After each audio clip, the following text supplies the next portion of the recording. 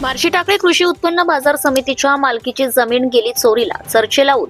बार्शी टाकळी कृषी उत्पन्न बाजार समितीच्या मालकीची जमीन यापूर्वी धाबा शिवारात असल्याची काही लोकांना माहिती होती। मात्र गेल्या काही वर्षांपासून बाजार समितीच्या मालकीची जमीन चोरीला गेली असल्याची धक्कादायक माहिती समोर आली आहे। कारण जमीन जर असती तर त्या जमिनीचे दर वर्षाला उत्पन्न झाले असते। या उत्पन्नातून बाजार समितीचा विकासही झाला असता याची माहिती सुद्धा संचालकांना मीटिंगमध्ये झाली असती। मात्र असे काहीच घडत नसल्याने आश्चर्य व्यक्त केल्या जात आहे। काही दिवसांपासून बाजार समितीच्या पटलावर शेतीच्या उत्पन्नाचा विषय कधी घेतला जात नाही। उत्पन्न कुठे जाते व कसे जाते याची कोणालाही कान खबर नाही किंवा या जमिनीचा हिशोब संचालकांसमोर मीटिंगमध्ये सुद्धा ठेवला जात नाही अशी चर्चा आहे। त्यामुळे कृषी उत्पन्न बाजार समितीच्या मालकीची जमीन चोरीला तर गेली नाही ना, अशी चर्चा संपूर्ण बार्शी टाकळी तालुक्यामध्ये सुरू आहे।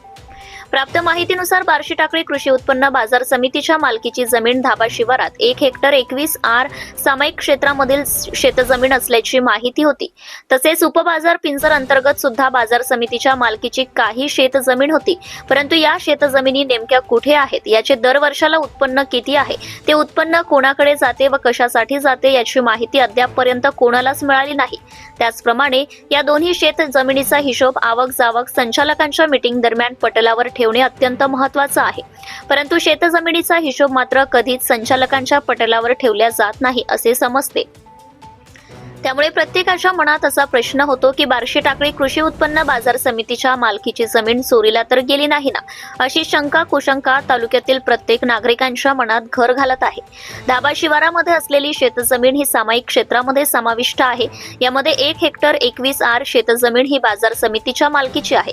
परंतु त्या शेतजमिनीचे प्रॉफिट बाबत कोणताच हिशोब नसल्यामुळे शेतजमीन चोरीला गेल्याची चर्चा सुरू आहे।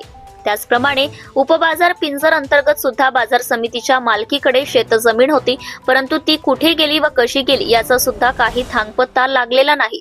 त्यामुळे सहकार व पणन वस्त्रोद्योग विभागाने किंवा अकोल्याच्या निबंधक यांनी याबाबत गंभीरता घेऊन या दोनही शेतजमिनी कुठे गायब झाल्या आहेत याची शहानिशा करावी, अशी बार्शी टाकळी तालुक्यातून लोकांची मागणी होती। कार्यकारी संपादक प्रदीप गावंडे, अकोला, धुमाकूळ, महाराष्ट्र न्यूज नेटवर्क। आपल्या परिसरातील ताज्या आणि महत्त्वाच्या बातम्या पाहण्यासाठी आजच आपल्या धुमाकूळ महाराष्ट्र न्यूजला YouTube वर सबस्क्राइब करा आणि बेल आयकॉन प्रेस करा।